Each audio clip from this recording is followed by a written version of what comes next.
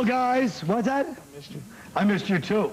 I wish you'd been on the trip so you could have flattened Bob Kelly and Nick. Miserable, both of them. Miserable bastards. Let's talk, first of all, I want to talk about Troy, the big movie this weekend. Troy, based on the Greek mythological homoerotic, story of Troy. Well, what kills me is, didn't Brad Pitt and all these Hollywood people, don't they all say anti-war, yet they'll make a war movie? So there's a time limit? Isn't that hypocritical? Isn't that a double standard? I agree. Thanks. It wasn't a war movie, though. I saw the movie. It was a war movie. Did you see it? It wasn't a war movie. They could have put sanctions on it. It was a comedy. Did you see it? He's the worst. I've never seen such a non-Shakespeare dude. I mean, he was cute in it and everything, but he was just like, Hector. Did anybody see that? He's the war. It wasn't even a war movie. Oh. Maybe they just they're in favor of war with pretty people. You know what I mean? Exactly. Like, if we're going to have a war, let's have some good-looking people out there. No one wants to watch these regular people in the TV war. Yes. You know what I mean? Sure. They want to see the ugly... What's your point? I agree. Last time I did the show, I was disagreeing with everyone. This time I was disagreeing with everybody. Well, you look like Oliver North, as you pointed out. Yes. You look like a warrior. Thank you. You know, it's funny, he thinks his last appearance was so spectacular that anybody remembered it. That is true. Like, what? That is Remember true. last time I disagreed? Last time I was... Exactly. See, already I got the show going by getting you on. Or just as bad, he's trying to get, like the regular thing of last time, so people are like, yeah, he's always on, he should be on. That's what I was doing, you're right. Giraldo, you're noticeably quiet, unnervingly quiet. What's going on? Well, I didn't see the movie, but I agree. You know the history of Troy. I agree that Brad Pitt is adorable, and I also think that Hollywood is hypocritical. They are all anti-war supposedly, and they do make movies that glorify war. But and mafia, sword. Like what though? What's a glorified war movie? He was going to say but. Well, but that's what sells, right? I mean, it is hypocritical. There's no argument. It's hypocritical. They do whatever they got to do to sell movies, and that's why all the movies suck, because they're all aimed at 14 or 12-year-old boys. You know a good movie? 14-year-old boys want to see Brad Pitt naked? I thought it was girls for that but one. it's still a war. It's still a pretty... But you know what, sometimes, you don't pay attention to what's coming out your mouth, but I realized something. What war movie glorifies war except for in the 1940s? Just fighting. Right. But no other war is glorified in... even the movies that don't glorify... Yeah, Platoon was glory. There was a lot of glorifying stuff happening in Platoon. The fact that you're watching a bunch of people, it's glorifying just to watch anybody on a big screen. That makes No, it's history. Yeah, but even when they show... No, Goodfellas doesn't glorify the mob, even though it was... Goodfellas does glorify. You want to be in the mob and you want to be in the war Platoon. You want to be in Platoon. You don't want to be... What? You want to be in Platoon with all the fellas smoking joints? And shoot little Chinese girls? Yeah. Well, how you doing, potheads? Whatever they are. Your boys. Don't about killing. They always show them loading up their equipment, and you hear that snapping, that cool crack. That doesn't make you want to... You know who glorifies... Okay. Rambo. Anything, boom, no, not just Rambo. Smack. That's glorified. But Platoon, Hamburger Hill, any Vietnam movie. Vietnam movies always show how messed up Vietnam was. It doesn't matter, but they're still exciting. Apocalypse Now is not glorifying. What? You didn't think what? You didn't think Apocalypse Now glorified war? Glorified which part? The one when the guy got his head chopped off? No, how about what part was the beautiful, illustrious scenery, the fireworks, the Playboy bunnies, then they see all these crazy, Cambodians sitting there waiting for Brando. He's got the bald head. It's exciting. For who? For anybody. Watching it, you're right. It's like, yeah. It's exciting. Like Super Troopers. That's a good movie. That's a good point. Right. Actually, Super Troopers was a funny movie. It was good. That movie's underrated. I agree with you. I swear to God, I'm not kidding. I'm not kidding either, stupid. Can't you see that? Okay, listen to me. We're going to talk about NASCAR. They're trying to integrate NASCAR now. And Magic Johnson is at the helm of the Magic Johnson movie theater chain. And that's how I know him. Personally, it's, I saw Jeff Gordon on TV the other day. I was watching the thing with him, and he was like, yes, I think it's a great idea to integrate. We can use all the multicultural. And I just was thinking, Jeff, you are really ruining yourself with your fans. They're going to blow your brains out, stupid. Yeah. Has anybody asked black people if they want to be part of NASCAR? No. Yeah, they don't want to be part of it, but black people only like driving fast after they've stolen the car.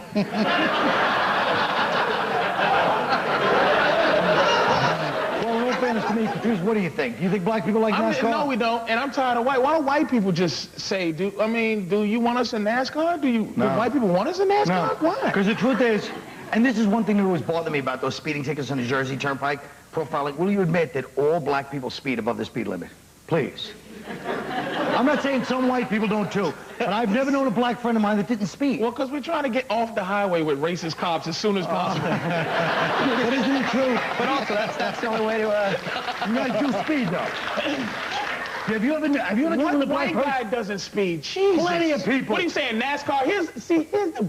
Colin's gonna go, this is why white people like to drive fast, has an outlet because we follow all the laws and rules. What an ass! No, I wouldn't have thought of that, but that's a good one. Only old Chinese women drive 55 miles an hour. Everybody else drives 75 miles an hour. That's the fact. Not everybody does, but black people all do speed. And some white people do, but all black people speed. No, they don't. Even old ladies. They do. I don't speed. I drive the speed limit. You can't just say, that's like saying all Puerto Rican people are lazy. That doesn't make them bad people. That's a character I have. It's the guy that doesn't know he's insulted. He doesn't really insult them, but he doesn't stick up for them. That was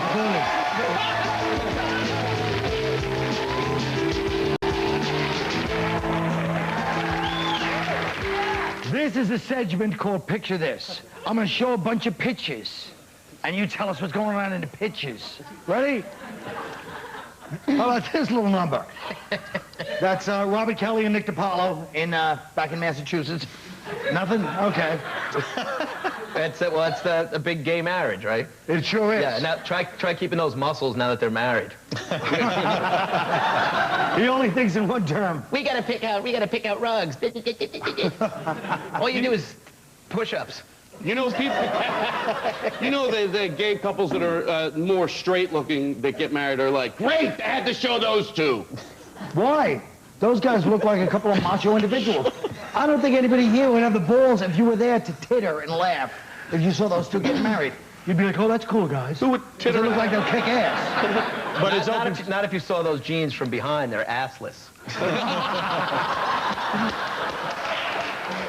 I like the fact that Ross Bennett's in the corner watching the whole thing. Hey, that guy, he looks a little creepy. Now, don't you think, though, all jokes to the side, if you're going to be married, you're the earliest gay marriage people, you don't get dressed like that for the marriage. That freaks out the whole nation, man. That looks like what everyone's afraid of. A bunch of S&M guys getting married and, you know... He should wear a dress. One of the guys should wear a dress so it looks more normal. Well, okay, but I meant... But does it, though? Well, anything's going to look more normal. That's frightening. I don't think you give white people enough credit for what they're scared of and not scared of. I don't think they're scared of that, though. I mean, the average, are you scared of that? You represent the average white guy. He does. I totally am, first of all. I totally am. I just feel bad for the guy in the hat because I know this was not his dream wedding. You know what I mean? Like, he'd been going through the catalogs and stuff like that, and they're like, let's just wear our street clothes. You know, but, so he's really but like Paul, listen to me. When Patrice brings up race, if you've watched the show as often as you claim, sure. I don't like to change the subject. Let's get racial. He said the average white person, does that scare us? Speaking for the white people, where are you from? Someplace white? Philadelphia, Pennsylvania. Ugh. How dare you? I'm kidding. That's another Boston and Philadelphia, too. Can I say something? No, I'm not, as a white person, I'm not scared of that. Does that disturb? There's a lot of Midwestern white bubbleheads out there. This guy here, look at that guy's shirt. Where are white people at? He's from Goofyville, North Carolina, wherever he's from. Is he scared of that? Let me ask you something. White guy who's talking to from Goofyville, North Carolina? The one that's going, who, me in a goofy way? You, sir.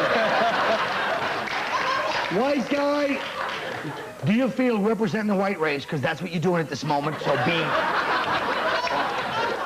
do you feel as a white person that we're less scared? Like, what he's basically implying is that our people, correct me if I'm wrong, is that our people have lost any semblance of moral value, that we don't know right, wrong, we don't want to judge anything. So is he saying, is that true, that picture doesn't freak you out a little? Well, that's two questions. I don't think...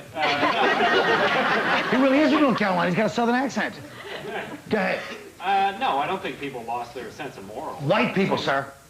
I don't think that white people have. I think... So you think, but does this picture bug you? Let him finish the second part. He's not going to finish. He doesn't want to lose his job at the plant. That's why he won't stay. All right, let's talk about this next picture. Ready? One more picture, come on. Michael Moore got the Palm d'Or Thank God. You know what I love? Oh, what a freedom fighter. I love that he won the Palme d'Or, so he's showing us the Palme de Fat guy. I hate to be. I'll tell you, I'd like to show him the door. Charles, What are you saying? I hate to not know what white people know, but what is the Palme d'Or? Some French award they give at Cannes Film Festival. You know Cannes Film Festival? Oh, well. Soul Plane won it last year.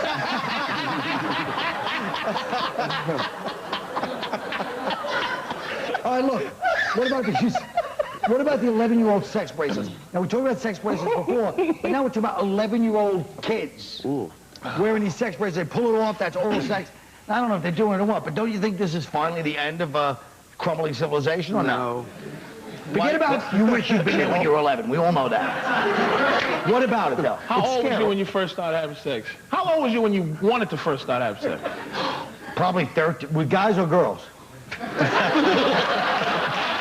Listen, I told you I was a when I was 12. I assume. I was a when I was 12. I know, Colin. He wants to let you know. But before I shouldn't leave those two guys. let me ask you, before you was assaulted by whatever police assaulted you. It doesn't matter, but I was Cute. He wasn't assaulted. He did it voluntarily.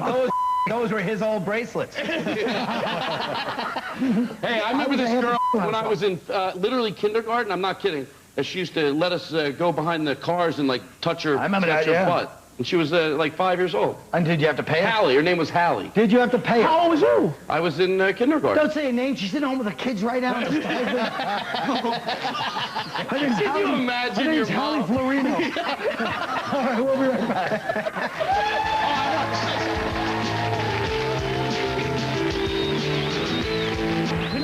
Tonight, we have some audience members who need to say something to somebody in their lives, but can't bring themselves to do it, so we're having the comedians say it for them.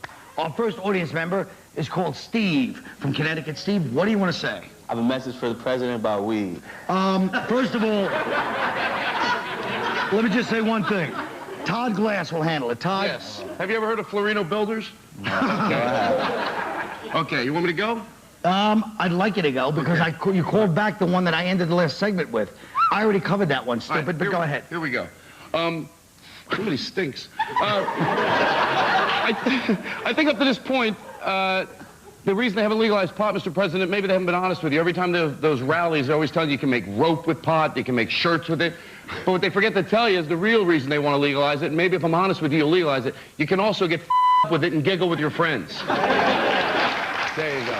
Thank you. All right. Will I go back now? You guys go together. Thank you. How you doing? All right. Next is Matthew. Matthew, who's your message to? My message is to all the homeboys hanging outside my apartment. Oh, Matthew, Paul Tompkins is going to take care of things for you. What? All right, Paul, this was not the problem I was briefed on, but what's your problem again, sir? The homeboys hanging outside his building. Oh, those homeboys. Listen, why don't you knock it off and go on somebody else's stoop or something with your 40s and stealing rims or shooting each other or what have you. Quit it. I hope that helped. Wasn't really my question, but okay. Did you think we could get somebody whiter than him to solve this problem? And we did somehow. I know it's amazing. Thank you, baby. Now here's Sean. What's ailing you, Sean? I've been with my wife for 6 years and she still won't let me be her backdoor man. But you're still a baby. How could you be a 6 years married boy? All right, Patrice O'Neill is going to fix things for you. So backdoor meaning what we think it means. Yeah. Here's the thing. Women are very, very competitive and jealous, and they don't like men to enjoy anything without them. So stick something in your back door, and while she's looking, go, jealous? All right. Thank you. All right. Oh, Hope. This is Hope. Hope, who do you have a message for? You're not married to that last guy, right? No. All right, go ahead. I want to tell my mom that I work for a porn magazine for women called Sweet Action. Oh. All right, you're in luck. Greg Giraldo will help you. Greg, tell her mom. Well, there's good news and bad news. You've raised a productive and ambitious daughter. Yeah. The bad news is she's obsessed with Oh. I thought it was for women. You know, Oh, I see. on the other hand, You know, on the other hand, she works for a porn magazine, but it could be worse. She could just be a whore. You got a point, Mom. That's it, folks. Tough love from Tough Crowd. We'll be right back. Oh, thank you.